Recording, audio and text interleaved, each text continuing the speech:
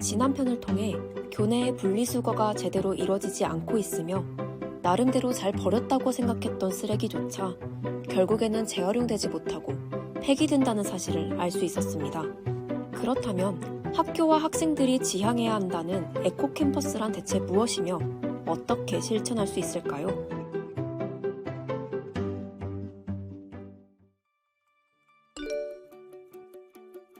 환경과 생태와 연관이고 친환경 캠퍼스를 이제 추구하는 요즘에 이제 트렌드라고 볼 수 있는데요. 먼저 이제 하드웨어 쪽을 먼저 본다면은 학교의 이제 시설과 주변 환경이 친환경적인지를 이제 검토할 수가 있죠. 예를 들면 에너지 효율화 자동화 시스템이 학교 내 건물에서 가동되는지 이런 것도 볼 수 있고요. 이제 소프트웨어 측면에서 본다면은 에코 캠퍼스에 대한 어떤 인식이 있느냐, 학교 구성원들이 기후 변화를 인식하고 어떤 일을 할 때 기후 변화에 대한 인식이 있는지도 매우 중요하거든요. 에코 캠퍼스라고 하면은 이런 그 하드웨어적인 거, 그다음에 소프트웨어적인 것을 고려하는 것이라고 이제 저는 생각합니다.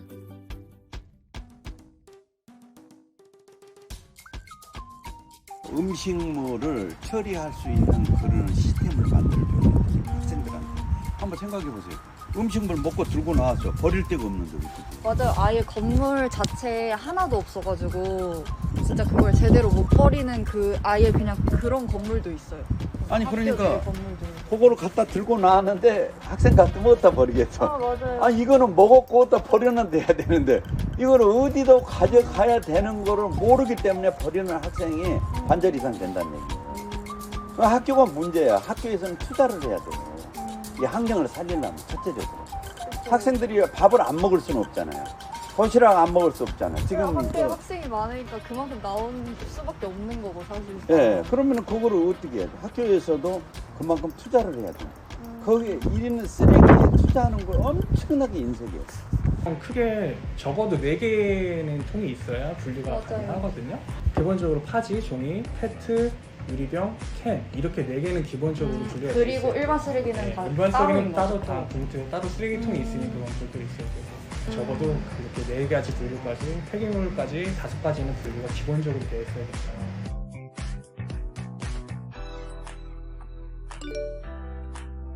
처음에 이제 학교에서 여러 가지 다양한 시설을 투자하려고 그러면 비용이 들잖아요. 그렇지만 장기적으로 보면 효과를 내기 때문에 이게 경제적이죠. 그래서 이제 에너지가 절약되고 각종 비용이 줄어들면서 학교 예산에도 굉장히 긍정적 효과를 주고 있거든요. 이것은 이제 또 단지 학교의 에너지를 줄이는 것을 넘어서서 국가 전체로 봤을 때 에너지 사용을 줄이는 거거든요.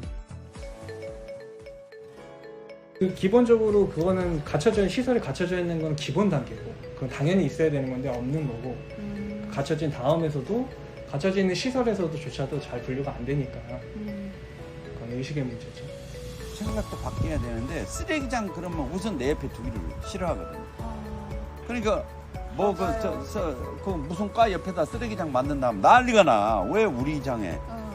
대학교에서 제일 문제는 축제 기간 때 축제 기간 때 특히나 시켜먹고 음식물을 배달시켜먹고 그냥 봉투에다 버리고 이런 게 제일 많습니다. 에코 캠퍼스를 왜 주해야 되는지에 대한 어떤 공감대가 확산되는 게 먼저 필요하다고 보고요. 이슈에 대한 인식을 하는데 그럼 내가 어떻게 실제 어떤 행동으로 옮길지는 생각이 잘 떠오르지 않을 때가 있어요, 사실은. 그래서 학교와 학생들이 이제 무엇인가 함께 노력이 구체적으로 표현되면 좀 좋을 것 같아요.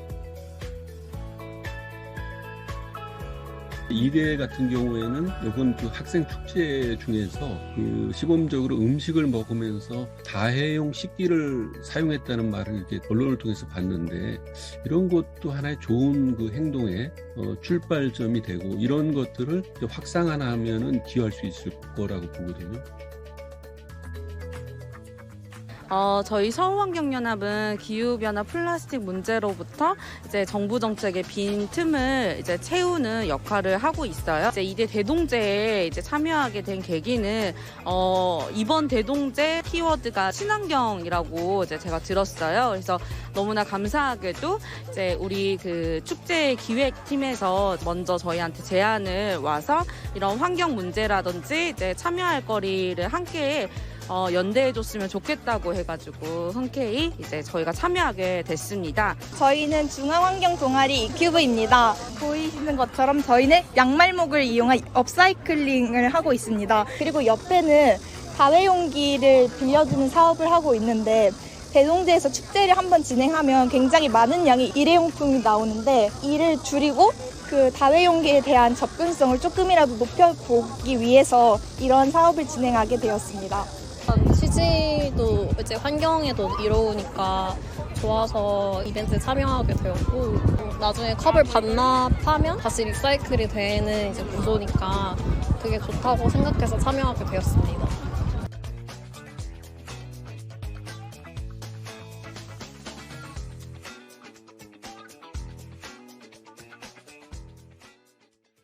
일회용 컵을 들고 다니는 게 어떻게 보면 우리나라의 문화처럼 됐어요, 지금. 문화를 바꾸는 거는 굉장히 쉬운 일은 아니에요, 사실은.